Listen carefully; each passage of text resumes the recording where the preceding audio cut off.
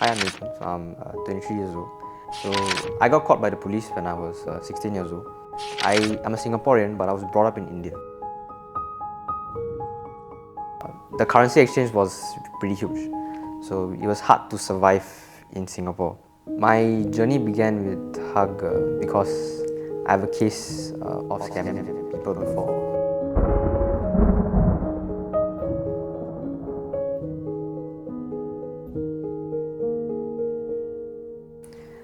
The reason I led to even scam people is because I am a Singaporean, but I was brought up in India because my parents worked there.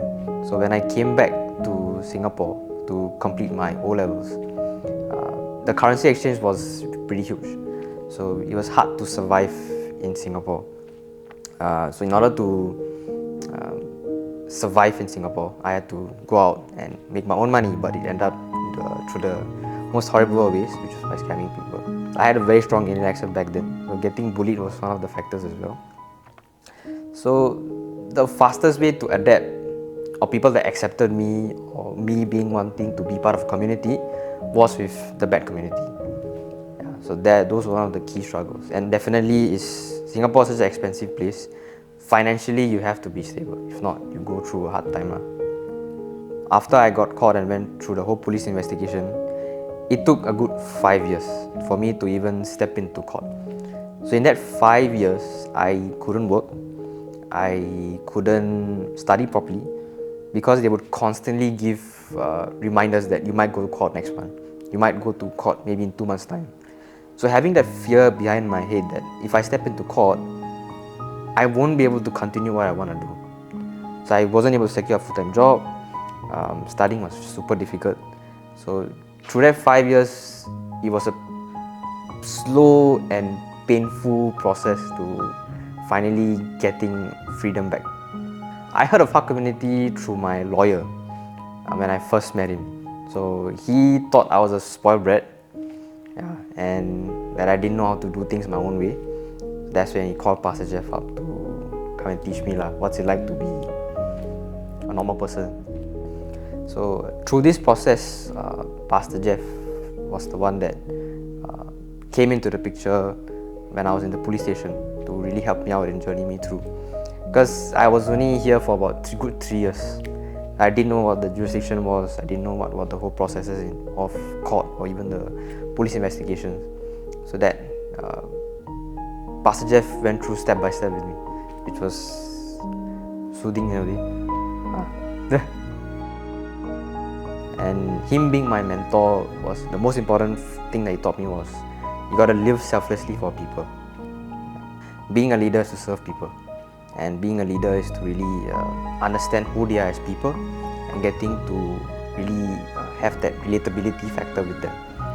So I put that into practice with all the volunteers, with all the beneficiaries to stakeholders, and I built a community where I could really journey with each and every person, and at the same time they have the adaptability to trust me with the things that they know or they have been struggling with their whole life.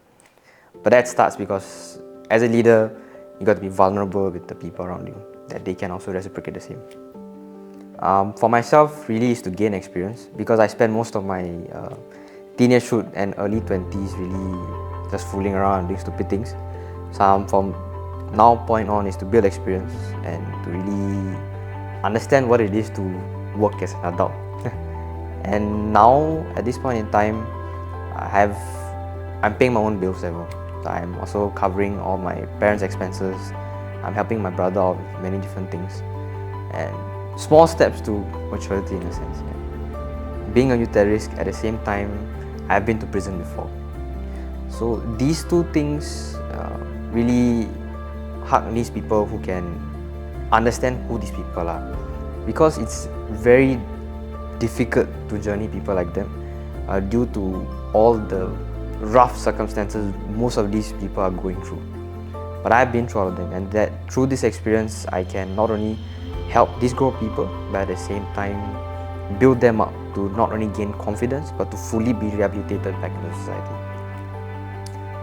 My advice would be that for now, somebody that wants to be rehabilitated is that the first thing they have to think that it's not for the people that they're doing it for.